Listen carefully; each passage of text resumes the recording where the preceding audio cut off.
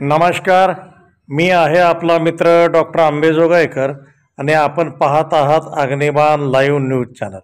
आपल्यासमोर जो व्हिडिओ सुरू आहे तो आहे यवतमाळ जिल्ह्याच्या उमरखेड शहरातील आणि उमरखेड शहरातील पोलीस स्टेशनपासून ढानकीकडे एक सिमेंट रोडचे काम सुरू झालेले आहे।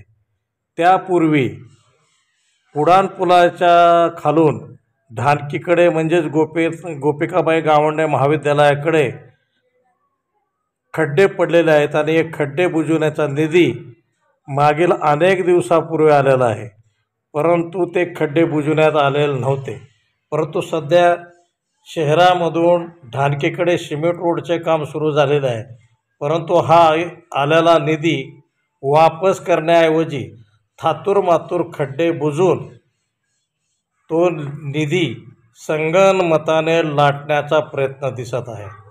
पहा, या ठिकाणच्या खड्डे बुजवण्यामध्ये तुम्हाला कुठेही डांबर दिसणार नाही। थातूरमातूर ह्या ठिकाणी ऑइल मिश्रित ह्या ठिकाणी काळ्या रंगाचं डांबराप्रमाणे एक तेल टाकलेलं आहे आणि त्यावर माती मिश्रित अशी चुरी टाकलेली आहे।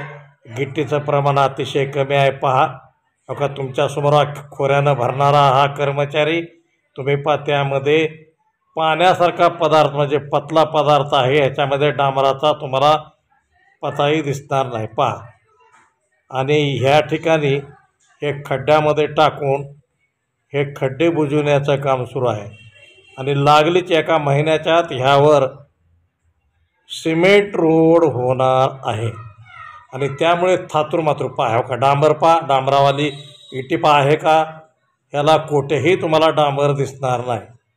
आणि अशा पद्धतीनं हा निधी लाखो रुपयाचा निधी गडप करण्याचा, संगनमताने गडप करण्याचा प्रयत्न आहे आणि या ठिकाणी एका महिन्यामध्येच सिमेंट रोड या ठिकाणी होणार आहे आणि हा आलेला निधी वापस करण्याऐवजी थातूरमातूर काम करून हा निधी लाटण्याचा प्रयत्न सध्या दिसत आहे। पहा, लाखो रुपयाचा निधी उमरखेड शहराच्या विकासासाठी आणि उमरखेड विधानसभा मतदारसंघाच्या विकासासाठी भारतीय जनता पक्षाच्या काळात आलेला आहे, परंतु तो निधी कोण, कुठे आणि कसा दाबत आहे हे मात्र सांगणे मुश्किल झालं असून अशा पद्धतीने खड्डे बुजवण्यामध्ये भ्रष्टाचार करून यावर एका महिन्यात होणारे रोडचे काम दाखवून हे खड्डे बुजवण्याचा निधी लाटण्याचा प्रयत्न सुरू आहे। पहा, या ठिकाणी तुम्हाला कुठेही डांबर दिसणार नाही आणि याची चौकशी होणे काळाची गरज आहे।